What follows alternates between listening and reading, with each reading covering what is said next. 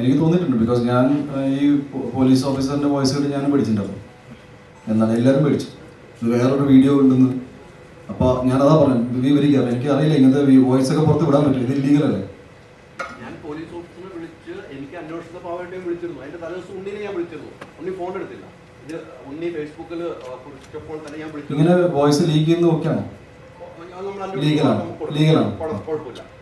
എന്നാൽ അതേ ഓഫീസറായിരിക്കും ഇതും പറഞ്ഞിട്ടുണ്ടാവും. So you be very careful next time. നിങ്ങൾ ഇങ്ങനെ ന്യൂസ് വിടുമ്പോൾ നിങ്ങളെ കുറിച്ചായിരിക്കും പുള്ളി പറയണ്ടാവുക. അതെ, അതേക്കുറിച്ച് ഞാൻ പറഞ്ഞു. അവർ അദ്ദേഹം ഇട്ട ഒരു വാർത്തയാണ് പുറകെ പോയപ്പോഴാണ് അദ്ദേഹത്തിന് വിഷയം.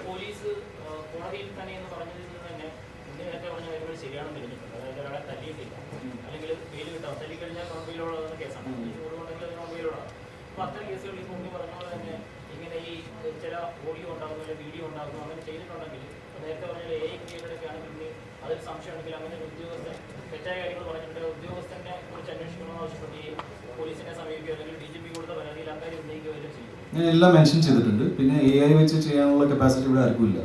ബിക്കോസ് നമ്മളും AI-യുടെ എന്താ പറയുക, അപ്പോൾ അത്രയുള്ള കപ്പാസിറ്റി ഒന്നുമില്ല. ഞാനങ്ങനെ ഒരു ഫ്ലോറിൽ പറഞ്ഞതേ ഉള്ളൂ. I don't think.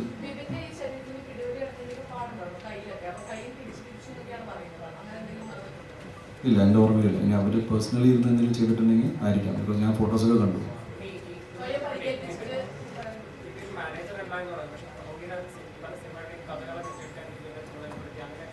ബ്രദർ, ഞാൻ അതാ പറയണേ, ദാറ്റ് ഈസ് എന്നെ മീറ്റ് ചെയ്യണമെങ്കിൽ പല സോഴ്സുകളുണ്ട്. ഇപ്പം എൻ്റെ അച്ഛൻ വരെ കഥ കേൾക്കുന്നുണ്ട്, എൻ്റെ അടുത്ത സുഹൃത്തുക്കൾ കേൾക്കുന്നുണ്ട്. എല്ലാം എൻ്റെ കരിയർ മുഴുവൻ അങ്ങനെ ആയിരുന്നില്ല. ഒരു ഘട്ടത്തിലാണ് 2018 ശേഷം മേപ്പടിയാൻ സക്സസിന് ശേഷം മാറ്റങ്ങൾ വന്നിട്ട്. എല്ലാ നടന്മാർക്കും അങ്ങനെയാണ്. ഞാൻ തുടർച്ചയായിട്ട് ഇങ്ങനെ തിരക്കിൽ പോയ ആളൊന്നും ഉണ്ടായിരുന്നില്ല.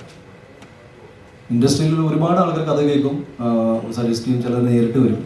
ഇങ്ങനെയൊക്കെയാണ് സിനിമ സംഭവിക്കുന്നത്. എൻ്റെ ജീവിതത്തിൽ എൻ്റെ സിനിമ ജീവിതം അങ്ങനെയാണ്. എനിക്കറിയില്ല മറ്റു നടന്മാരുടെ ജീവിതത്തിൽ എങ്ങനെയാണെന്ന്. അപ്പോൾ ഒരാളെ ഏൽപ്പിച്ചു എന്ന് പറഞ്ഞാൽ എപ്പോഴും പറഞ്ഞുതരാം. 2018 മുതൽ 21 വരെ നീണ്ടു നിൽക്കുന്ന ഈ സിനിമ മേപ്പടിയാൻ, അതുപോലെ ടൈമിലല്ല മറ്റു സിനിമകൾ ഒരു 4 മാസം 5 മാസത്തിൽ റിലീസായി പോയിട്ടുണ്ട്. ഇത് കൊറോണ ടൈമിൽ വന്നു, ഒമിക്രോൺ സമയത്താണ് റിലീസായി പടം. അപ്പോൾ ഞങ്ങൾ 1 വർഷത്തോളം ഇത് പ്രൊമോട്ട് ചെയ്ത് ഇങ്ങനെ സിനിമയുണ്ട്. ഞാൻ മനസ്സിലാക്കാത്തൊരു കാര്യം, എൻ്റെ മേപ്പടിയൻ എന്ന സിനിമ വന്നപ്പോൾ മാക്സിമം ആൾക്കാർ എഴുതിയത് ഇത് സംഘം ഫണ്ട് ചെയ്തൊരു സിനിമയാണ്. നിങ്ങൾക്ക് ആർക്കെങ്കിലും അറിയാം ആ പടം എൻ്റെ വീട് പണയം വെച്ചിട്ടാണ് ഞാനത് ചെയ്തത്. ഇത് ഞാൻ ഒരിക്കലും പറയാത്തതെന്ന് വെച്ചാൽ, സാധാരണ എൻ്റെ ഗൺ പോയിന്റിൽ വെച്ചിട്ടല്ല ആരും ഇവിടെ സിനിമ എടുക്കാൻ പറയുന്നത്. എൻ്റെ ആഗ്രഹമാണ്. ഞാൻ എൻ്റെ അച്ഛനോട് അമ്മോട് ചോദിച്ചു, ഞാൻ വീട് പണയം വെച്ചോളൂ എന്ന് പറഞ്ഞു.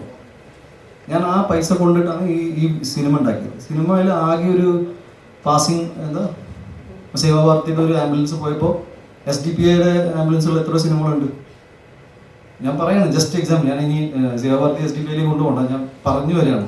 രണ്ടാമത്തെ അവിടെ ഷഫീഖിനെ സംരക്ഷണം ചെയ്തപ്പോൾ പിന്നെയും അവൻ എന്നാൽ പിന്നെ മുസ്ലിം ഫാമിലീസിനെ കയ്യിലെടുക്കാൻ സിനിമ എടുക്കാൻ. മാളികപ്പുറം ചെയ്യുമ്പോൾ നിങ്ങൾ പറയുന്നത് അതെന്തായത് മാളികപ്പുറം അഗ്രസീവ് പ്രൊമോഷൻ, പിന്നെ ഹിന്ദുത്വ അജണ്ട, പിന്നെ ജയഗണേഷ് വന്നപ്പോൾ പ്രൊപ്പഗൻഡ സിനിമ, പിന്നെ മാർക്ക് വന്നപ്പോൾ കേരളത്തിൽ ഏറ്റവും കൂടുതൽ വയലൻസ് മാർക്ക് കണ്ടതിന് ശേഷം. അതിന് മുന്നേ ഒന്നും ഉണ്ടായിട്ടില്ല ഇവിടെ. അല്ല, ഞാൻ ചോദിക്കുകയാണ്, ഞാൻ പറഞ്ഞു ഈ സിനിമകൾക്ക് USP ഇത് മാത്രമേ ഉള്ളൂ.